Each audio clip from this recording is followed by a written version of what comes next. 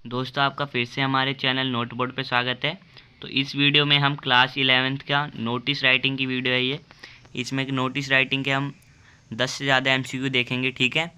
और जो आज आपका पेपर है इंग्लिश के लिए, उसके लिए बहुत इंपॉर्टेंट है, ठीक है। तो पहले मैं आपको नोटिस राइटिंग का जो फॉर्मेट है वो बता देता हूँ, और प्लीज़ मेरी बातों को ध्यान से सुनिएगा। तो नोटिस राइटिंग जो शुरू होता है, पहली बात तो ये है कि उसको बॉक्स के अंदर लिखना होता है, ठीक है। नोटिस राइटिंग बॉक्स के अंदर लिखा जाता है।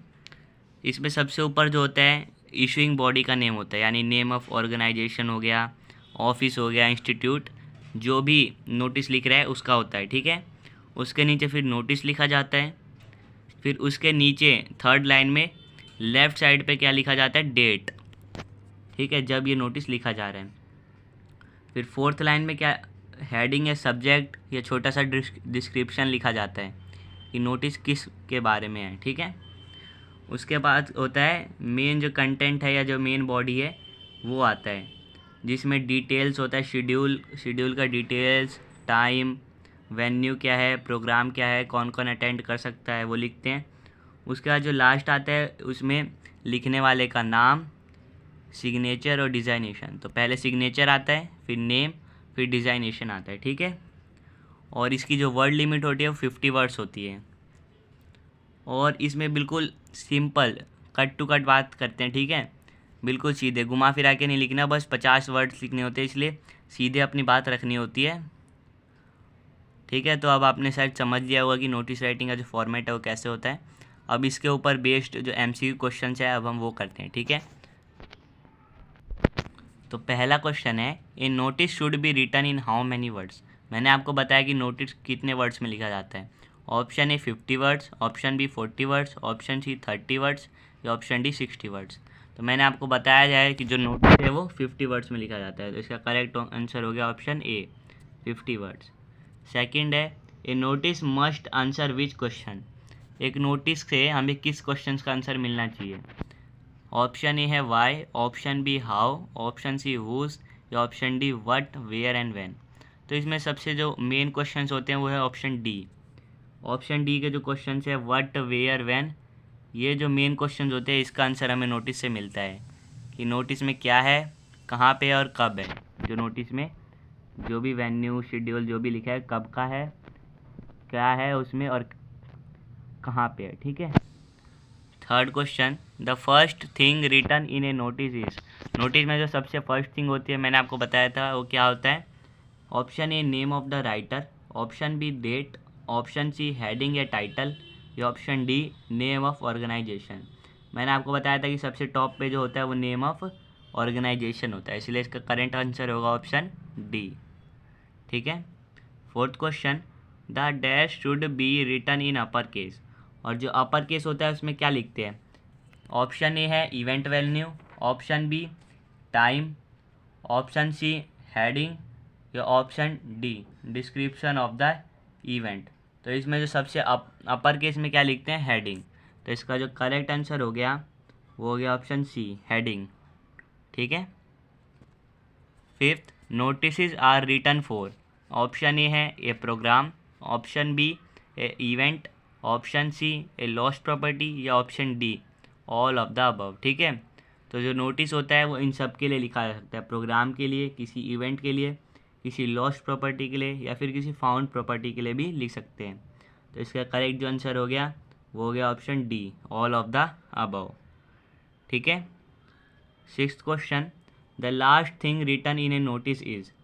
जो लास्ट थिंग होती है नोटिस में वो क्या होती है। Option A name of the writer, option B signature of the writer, option C designation of the writer, या option D address of the writer. तो मैंने आपको बताया था पहले सिग्नेचर, फिर नेम और फिर डिजाइनेशन। तो सबसे लास्ट में आता है डिजाइनेशन ऑफ द राइटर, तो इसका करेक्ट आंसर हो गया ऑप्शन सी, ठीक है। Seventh question, one of the following pronouns should be avoided in a notice. तो नोटिस में इनमें से कौन से प्रोनाउन नहीं होने चाहिए। तो ऑप्शन ए हो गया me, option B I, option C my, या option D all of the above. इसका जो करेक्ट आंसर है वो है option D, all of the above. इनमें से कोई सा भी प्रोनाउन नोटिस में नहीं आना चाहिए, ठीक है।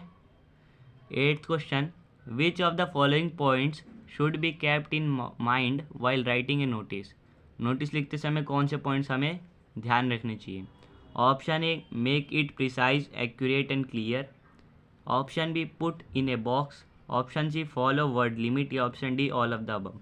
तो ऑप्शन ए जो है प्रिसाइज होना चाहिए, बिल्कुल सटीक बात होनी चाहिए, एक्यूरेट होना चाहिए और नोटिस में सब क्लियर लिखा होना चाहिए। तो ऑप्शन ए भी सही है, put in a box. Option B भी सही है कि बॉक्स के अंदर होना चाहिए notice. Option C, follow word limit, जो वर्ड लिमिट है 50 वर्ड्स की उसे भी फॉलो करना चाहिए। तो ये तीनों ही सही है, इसलिए इसका जो करेक्ट आंसर है वो है option D, all of the above. ठीक है। 9th question, the purpose of the notice is to. Notice का क्या काम है। Option A, announce and display information to the whole world. Option B, give reports of an event. Option C, summarise an event. या option D, announce and display information to a specific group of people.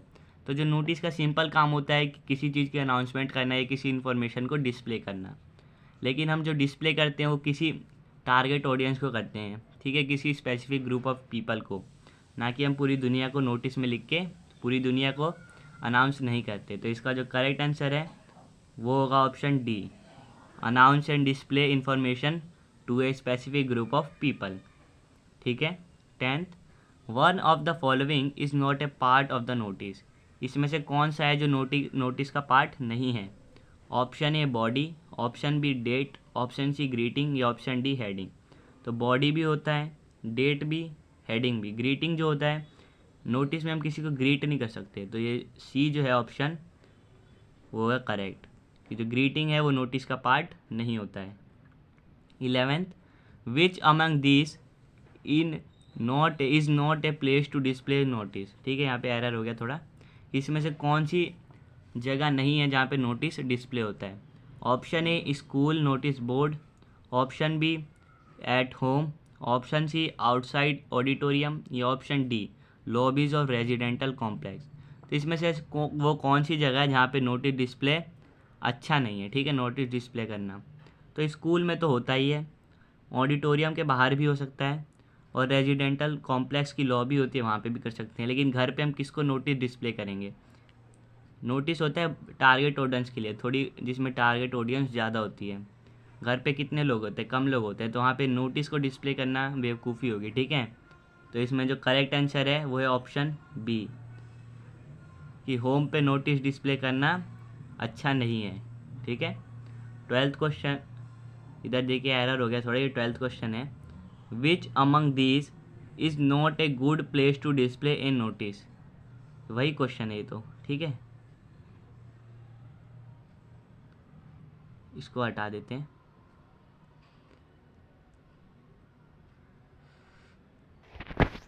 Twelfth question, whose name should be written at the end of the notice. Notice के end पे किसका name लिखा जाता है। Option A, receiver. Option B, authorised person. Option C, invitees. या option D, नोबडीज़। Receiver का नाम, authorised person का नाम, इन्वाइटीज़ का नाम या किसी का नाम नहीं। तो इसका जो करेक्ट आंसर हो गया वो हो गया ऑप्शन बी, किसी ऑथराइज्ड पर्सन का नाम नोटिस के एंड में लिखा जाता है। ठीक है, आपने जो ये 12 MCQ हैं होप आपने ध्यान से देखे होंगे, आपको समझ आ जाएगा नोटिस का फॉर्मेट क्या है, क्योंकि इससे सारा जो नोटिस का फॉर्मेट है वो कवर हो जाता है। अब एक एग्जांपल आपके सामने हम लेकर आए हैं, इसके रिलेटेड ही आपके एग्ज़ाम में आएगा। ठीक है, ये एग्जांपल है, आप ये एक नोटिस होगा, ठीक है, आपको दिखा देता हूँ। ये नोटिस है, इसमें जो 4 जगह खाली है 1 2 3 4, इसी तरीके से आपके एग्ज़ाम में आएगा। एक नोटिस लिखा हुआ होगा, उसमें कई स्पेसिस होंगे और ऑप्शंस होंगे, जैसे 1 के ABCD 4 ऑप्शन होंगे, ऐसे 2 के 3 के 4 के। तो उसमें से आपको करेक्ट जो आंसर है वो चुनना है। ठीक है, इसीलिए इस तरह का ये आपके पेपर में आएगा, तो पूरा ध्यान से देखिएगा।